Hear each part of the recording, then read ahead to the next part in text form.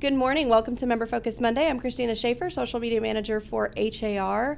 I'm joined this morning by the 26th most powerful man in the world in real estate, Bob Hale, who I will have you introduce yourself here in just a second. Before we get into that, though, I do want to let everyone know that today's program is sponsored by Drees Custom Homes.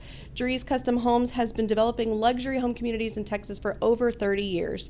So we will hear more about them at the end. But Bob, welcome. Thank you so much for joining me this morning. Thank you. So I said you're the 26th most powerful man in the world in real estate. Can you tell us about that? What is that about?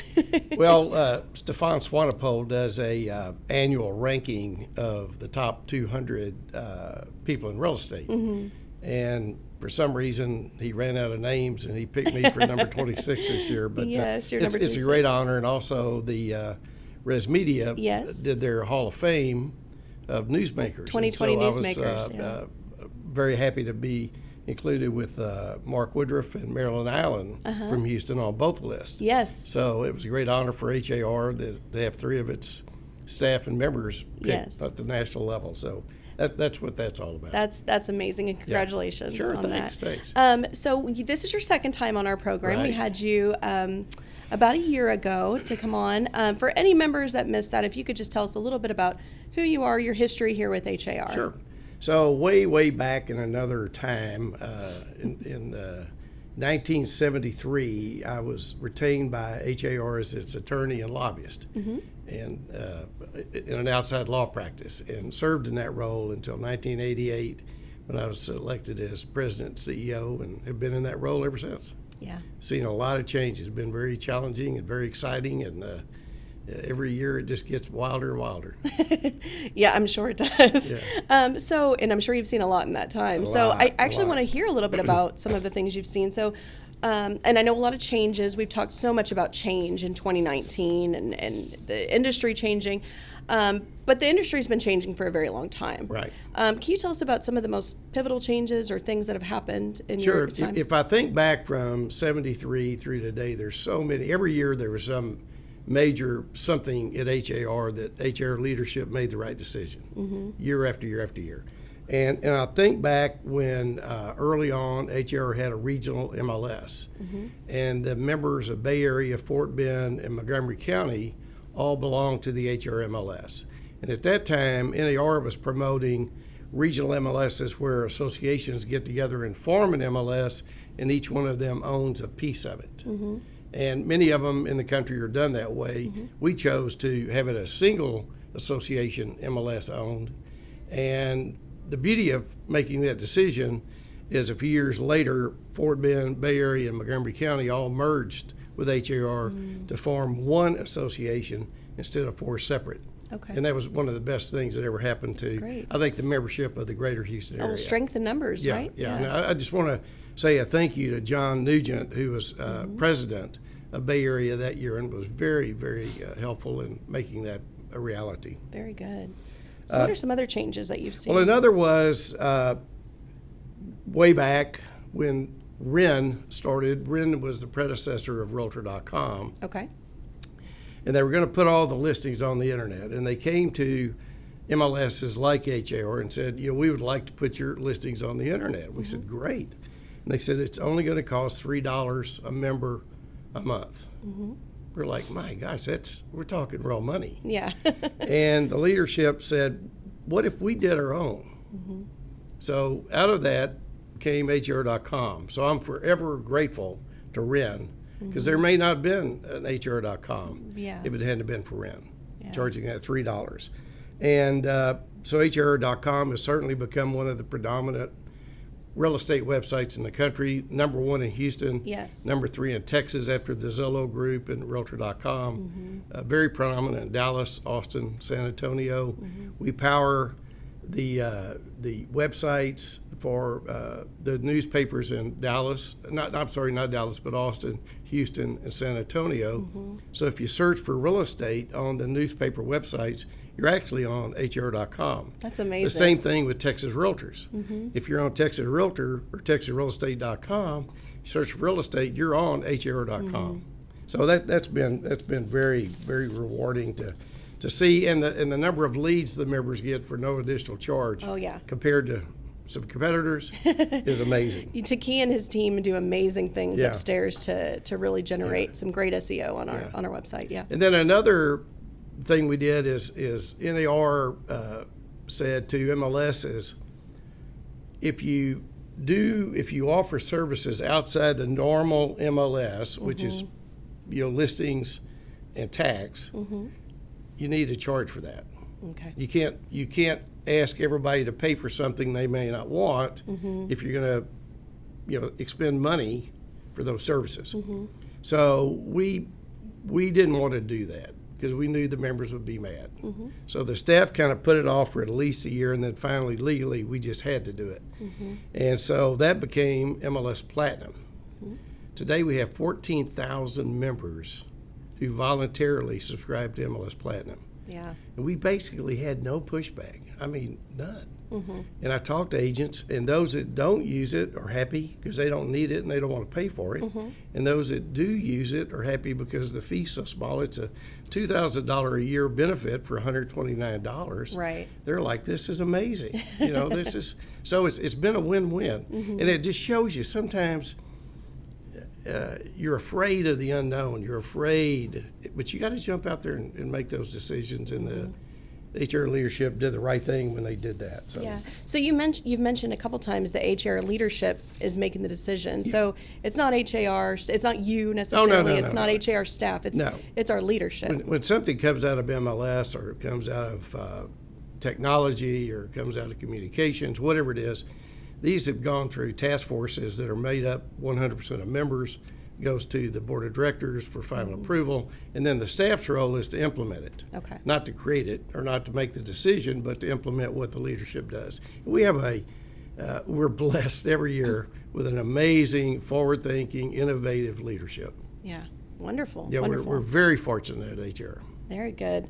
So let's talk a little bit about 2019. Sure. We had some pretty big successes in 2019. Do you want to mention a few of them? Yeah, one is that lady Karen upstairs that oversees TreePack is now for the fourth year in a row raised over $1 million for TreePack and RPAC. That's amazing. Unheard of. No other association in the country even roughly touches that. Yeah. So every year Karen goes to TR's event and she gets her award for raising the most money and the most highest participation. So the TreePack committee, again made up of volunteer realtors, has done an outstanding, incredible job. Very good. A little known secret is when I graduated from law school, I went to work for the Texas Association of Realtors, now TR, as their lobbyist. And one of the prime goals of my job was to do what? It was to create a PAC. And so I was the staff person that actually created TreePack. Oh, wow. And that included me going to every board and association in the state, which at that time were over 100. Got in my car, just went to one after another, and preached the gospel of we need to work together to be politically active, and TreePack is a way to do it. Well, that's amazing. Yeah, I did not know that. I'm a big fan of TreePack, obviously. Yeah. So, Yes, yeah. sure. Another is YPN. We have, without a doubt, the most successful YPN chapter in the country, and Roz Crew has adopted it. She loves it. She's a staff person over it. And every time she has an event, it sells out within about a week. And we've won awards at NAR as the top YPN chapter in the U.S. Communications under Matt and David, like this. I mean, this is amazing. I mean, you reach about 4,000 members every week. There's nothing else probably HAR does that reaches 4,000 members. Certainly no event, no education program. It's just not possible. But you've created this, you and Claudia, and you're to be commended and praised, and it's a shame everybody in the country isn't doing this. Yeah. Well, And thank you. then probably the fourth thing would be the genius at HAR, Taki Rizvi, who oversees HR.com. And one of his ideas last year that's become incredibly, I mean, maybe one of the most popular things he's created is the Sell Your Home app, where Yes. on every listing, now every listing on HR now, if the listing broker wants it, is if you like this home and you need to sell your home, click here. Okay. The potential buyer seller fills out a form, immediately receives a form with all kinds of information about the value of their home, and then contact that listing agent to see about listing the home. So that's a seller lead. In the past, all of the leads have been buyer leads. Now, this is really a benefit to the listing broker and agent, but also the buyer agent and broker can put it on their Facebook, they can email it out, they can put it everywhere they want to. So it'll generate leads for all members is the goal. Now, why did he do that? Because some national portals have something very similar to that on every one of our member listings on their website. Yeah. So this is a way to be competitive to help our members stay out front. It's again an adapt to a change that we're seeing in the industry. Yeah, there's when change happens, there's two things you can do. One, you can fight it and lose, or you can adapt and do better. Yeah. And we have always taken the position of when there's change, jump in there, make it happen, help the member stay front and center. Yeah, that sell your home lead generation feature. If our members, if you haven't seen that, go to the website, right after this program, of course. Yeah. But go to the website and take a look at it, because consumers are now seeing that, and it's like you said, to benefit our members so they can get a seller lead. Yeah, and whether the listing agent or the buyer agent, they don't have to do a thing. It's all done behind the scenes, but they get full credit for it. They're branded on everything that goes out. And the consumer immediately gets information back from the in agent. seconds. And the agent hasn't had to do anything for it, right? It's a beautiful report about their property. Yeah, that's wonderful. Wonderful. Yeah. When Taki rolled that out to the technology task force, the members on there all stood and applauded, and they said, "This is the best standing thing ovation we in have that room, seen I'm yet." sure. Yeah. Yeah. So that was exciting. That was very Very exciting. good. Yeah. Okay, so we've talked a little bit about some history. Let's talk about the future. Okay. I know there are some things that you're seeing in the industry. I think you have 5 points to be specific of things that you're seeing that you think are going to impact the industry this year, or already are impacting the industry. So I came up with 5 points. Now, you could have somebody else sitting here that have 5 other points. There are no, these are the 5. There are plenty of issues to go around. These are Bob's 5, these so I are think the we should ones pay that attention to them. These are the ones that I think we need to really be aware of. Yeah. One is the MLS Clear Cooperation Policy that was adopted recently by HAR. And so what that basically says is that within one business day of a broker or an agent marketing a property they've listed to the public, it must be submitted to MLS. It's a major change, major change. So if you put it on Facebook, you email it out, you promote it in any way to the general public, within one day of that, it must go into MLS. And some MLSs, and I won't say the amount or the names, but have already adopted it and imposed multi-$1,000 fines for not doing it. So it's gonna be an issue for the industry. Yeah. And someone asked, can we still have office exclusives? Oh, yes. Because the seller just doesn't want it known. Yes, you can. You just can't do any public promotion of it. So you can let all the agents in your brokerage know, you can let their clients know, but once it hits Facebook or tweets or text or then you're like that, you're public, and then it has to go into MLS. Okay. So I had a question about that. So actually, no, a comment. The MLS task force, they're meeting about that this month. Right. Sean has put together a task force because we have to develop rules. And he was on a conference call the other day with about 25 other MLSs, and everyone had a different opinion about how they're going to adopt rules. So you're going to have maybe 100 different ways of going at this. So the problem is going to be, if you're a large broker and you're a member of many MLSs, you're going to have a policy here and a different policy here and a different policy here. It's going to be tough. So instead of NAR having one national policy, you can have 600 different MLSs with a different policy.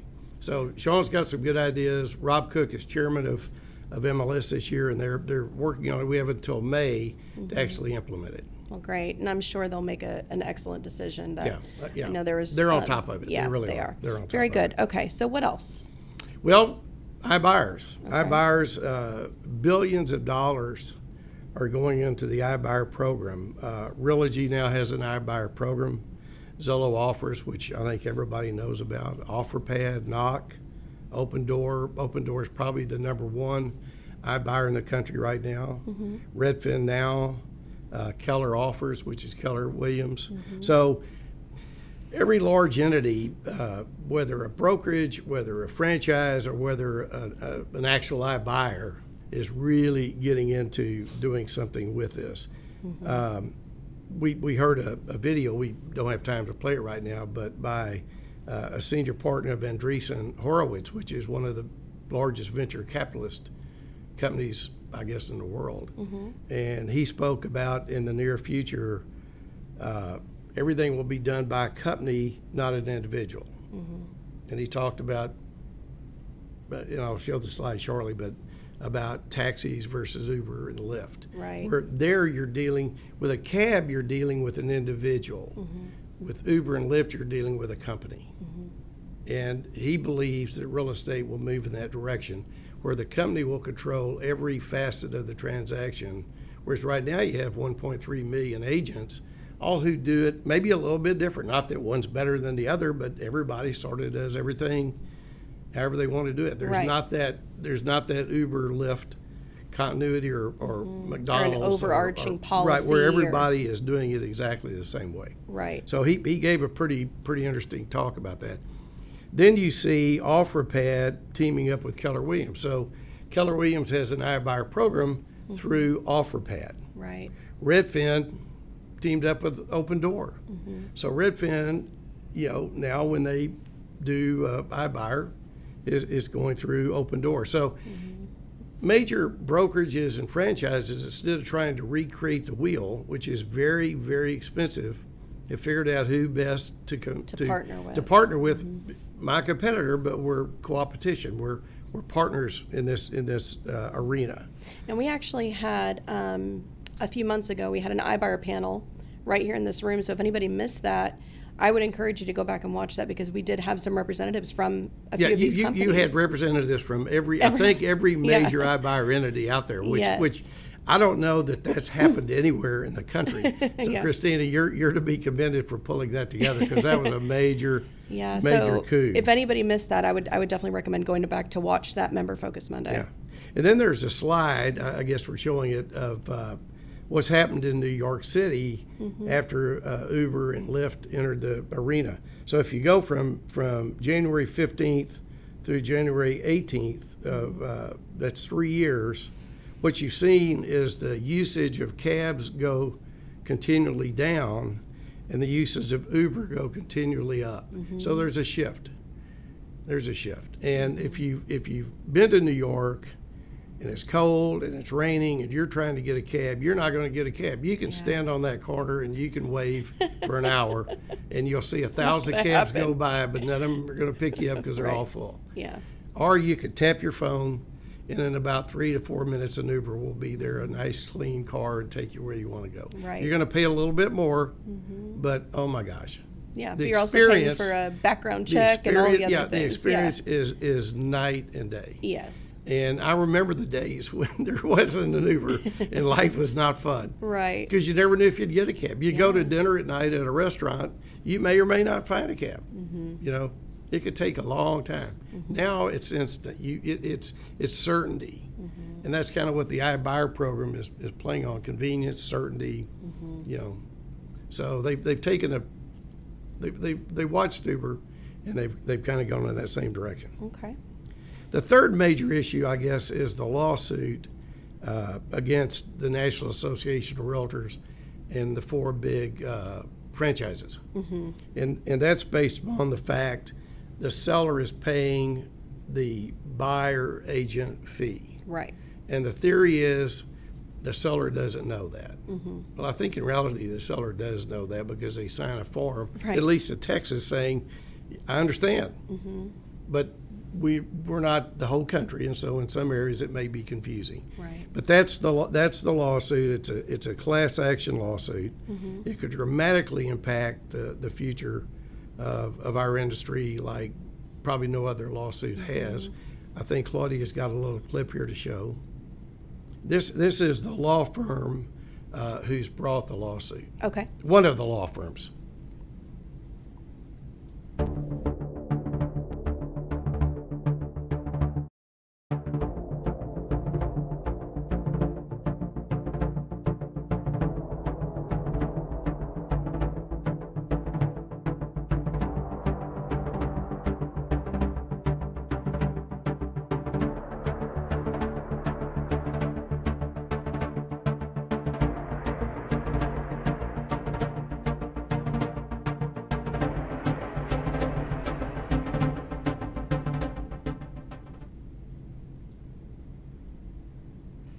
So, yeah, I mean, I think it's a good point. This is something we definitely need to be paying attention to because it's going to shape the industry for years to come, I'm sure. I've heard a lot of people say, well, attorneys come and go, they sue, they settle, it's no big deal, it's just another lawsuit. The law firm you just saw that little clip from has sued Philip Morris and got a judgment for $206 billion. Wow. They sued Visa and MasterCard and got a judgment for $27 billion. Yeah. They sued Volkswagen and got a judgment for $14.7 billion. And so one of the lead attorneys, a partner at Cohen Milstein, let me quote from him. If you look at the history of our firms, the cases we've been involved in, these are the types of fights that we take on, and we've never run out of energy, we've never run out of money, and we've never given up on a case. So that's what we're looking at. I think dismissal of these lawsuits is probably very unlikely. I think damages could be in the billions of dollars. I don't know where we're going to get that money to pay for it, but it could be based upon their prior history. Right. They believe it'll be in the billions of dollars. And it could be the end of cooperation and compensation as we know it today, because the seller could no longer pay the buyer compensation, buyer agent, and it'll be a fight to the end. So many of the people watching this now may not be in the real estate industry when this thing comes to an end. It could be 10 years easily. So we're in it for a long haul. The other thing, forget the court, the legal piece of it. The public relations is not going to be good for the industry. Right. Because right now, virtually every major newspaper in the country, including the Wall Street Journal, New York Times, the Houston Chronicle, have all written stories about this. And people are confused. And because of that, it doesn't help our image. So we're going to have to really do a lot of public relations to take that tarnish away, I guess you'd say. Absolutely. Fourth thing. Yeah. Discrimination. Fair housing. Yes. Many of you have probably read about the investigation in Long Island, where it was discovered that people of color were treated unequally 40% of the time. They were steered to a particular property, and white buyers, people of color, and the white buyers were steered to a different neighborhood or a different. And so it's not you said, he said, she said. It's videotapes, it's recordings, it's photos. There's a lot of evidence, and so it's going to be a bad black eye, not just for agents in Long Island, but nationwide, because this is going to be. It's another big public relations piece. Another big public relations piece. So I think we have to really go back and do a lot more education, a lot more training about what you can and cannot say, and what you should and shouldn't say. I mean, certainly a violation of the Code of Ethics. We know better, but sometimes you make mistakes. Right. We need to make sure that members really understand what we're dealing with here. Very good. The Attorney General of New York has now got a full-blown investigation going. The legislature of New York is looking at passing laws, additional laws. But again, it's going to spread. It's going to be a nationwide issue, I think. So we have to be very aware of that. Yeah. Okay, and I think there's one more. Yeah, the fifth thing is climate change. Okay. And just a recent California wildfires, insurance companies paid $24 billion just out of those fires. You look at Australia, Yeah. you look at Venice that's flooding. There's a lot of change going on. And let me put my glasses on to read this because it's kind of small, but there's prediction that if sea levels rise, as climate scientists predict, by the year 2100, 300 U.S. cities would lose at least half of their homes, and 36 cities would be completely lost, gone. Yeah. They're predicting during that time that 1 in 8 homes in Florida will be lost due to rising water. 1 in 8. That is so scary. Yeah. So the question is going to be not can I afford homeowners insurance or flood insurance, but can I get it? Will anyone write it? Because as these losses increase, whether they're wildfires, whether it's flooding, whether it's hurricanes, look at Puerto Rico today. Hurricanes, earthquake, it's Can't catch a break. where's the money going Yeah. to come from? And the insurance companies are really on top of this. Yeah. And it's going to dramatically impact the real estate industry. There was an Inman article Friday where some of the biggest venture capital firms are now telling real estate entities that they invest in, you've got to take this global warming or this climate change seriously, and you've got to do something to help stem it. Okay. And so people like Rich Barton now are quoted as Zillow's on board, and a lot of the big national franchises also in light of that. So if you haven't read that article, it's a really good read. Okay. And that was on Friday. Yeah. So we are running close on time. I know Okay. you're a busy man. So I just want to take a look at what our members are saying. A lot of people watching saying good morning. Thank you for establishing such a voice for Texas realtors. They're thanking you for what you do. Proud When to you have be the a best member. members in the world, it's easy to do the right thing. Let me tell you that. Very good. Okay, so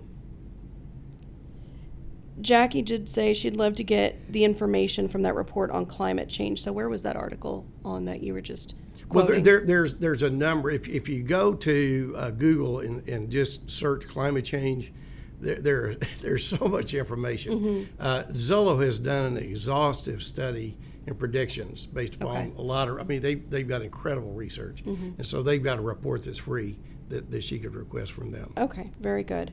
And they're just saying great information. Thank you. So really quickly, what about locally? So these are kind of global national changes.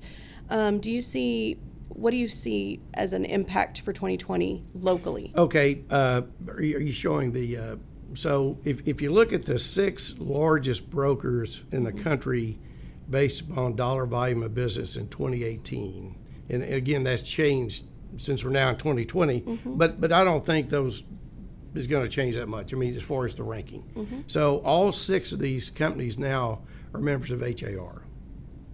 A year ago, 2 of them weren't members of HAR. So it's changed that fast. If you look at the next slide, based upon dollar volume of business, Better Homes and Gardens, Gary Green is number 1, Coldwell Banker 2, Martha Turner 3, Greenwood King 4, EXP 5. If you look at a couple of days ago, just active listing inventory based upon dollar volume, you've got Martha Turner 1, Compass, which wasn't here a year ago, Compass number 2, Douglas Elliman number 3, which wasn't here 6 months ago, and Gary Green, and then Coldwell Banker. So 7 of our companies are in each of the top 5 of those lists. But we've seen a shift. We've seen new people come in that, Martha Turner Sotheby's is a company owned out of New Jersey.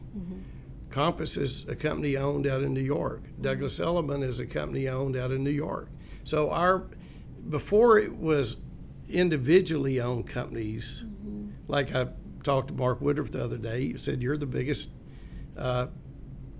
individually owned company now in the Houston marketplace, because they're being it's just a different world. We're dealing now with major companies versus individuals. Right. So that's a major shift, I think. And then if you look at just what's happened recently, Douglas Elliman bought Sudoff and John Doherty. Gary Green bought Heritage, and then Berkshire Hathaway bought another one. So these are all very recent transactions. So we're seeing a lot of mergers and acquisitions take place. Okay. And then just interesting stats. iBuyer percentage of listings in Houston is 2.34%, so it's small, but it's growing. The percentage of HBGA top 25 agents that changed firms last year is 24%. Wow. So 1/4 of the top agents changed firms. Changed firms. And then if you look at, we have about 5,400 individual brokerages. I mean, some are one or two people, but they're individual brokerages, 5,400. And yet almost 50% of the business done in MLS is done by 50 companies. Wow. So less than 1% of all of our brokers are doing almost 50% of the business. Wow. So we do a lot of research with Yeah. statistical analysis and data about what's changing. Okay. Well, very good. I'm just going to take one more quick look. Sure. So there are a couple questions about the clear cooperation, which you may or may not have the answers to. One is, Melissa asked, what if it's an office-only Facebook group that is closed, not open to the public? That might work. Yeah, Again, if you're it's just internal. communicating internally within the company, I think you're going to be okay. Yeah. And Martin said, what can we do to further assert that paying the buyer's agent commission benefits the seller? Well, that's you and Matt and David and the leadership, to let the news media know this. And so we're really working on that, because if that goes away, that will damage, I think, the consumer more than anybody even has any idea. I don't think the lawsuit's out to make the world better. It's to make money. Yeah, very good. All right. Michael just had a quick question. How do we play this back? Once we finish here, this will actually be posted as a video on our Facebook page that you can rewatch from the beginning. So if you missed anything at the beginning, you can rewatch it. So Bob, anything else that you have? Do you have any other message for our members before we let you go here? Just have a great day. Yeah. And pay attention. It took right? me no time to get here today because there's nobody on the road. So Yes. have a wonderful day and enjoy it, and hope you make a big sale. Very good. So Thanks for having me very much. Thank you so much for joining me, Appreciate it. Bob. Yeah. And so, again, I just want to mention that today's program was sponsored by Drees Custom Homes. They have been building luxury home communities in Texas for over 30 years. So thank you to Drees Homes for sponsoring. And again, thank you, Bob, for Okay. joining me. Thank you. All right, everybody have a great week. We'll see you back next week. Same time, same place. Bye-bye.